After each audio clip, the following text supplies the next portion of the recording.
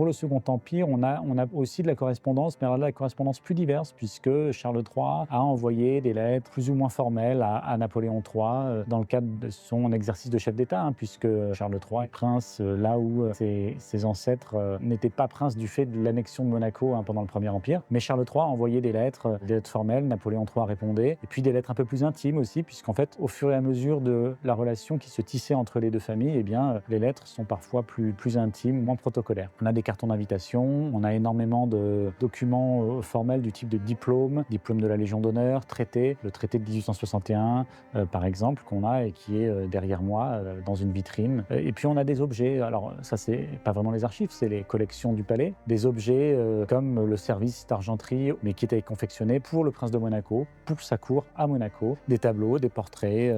portraits de famille, et puis différentes illustrations d'autres types, des médailles, des décorations. Charles III aimait avoir ces décorations, et donc il avait fait un coffre, il avait fait faire un coffre pour les contenir toutes, elles sont exposées ici. Tout un tas d'objets qui vont nous aider à resituer et à faire une sorte d'évocation de cette période.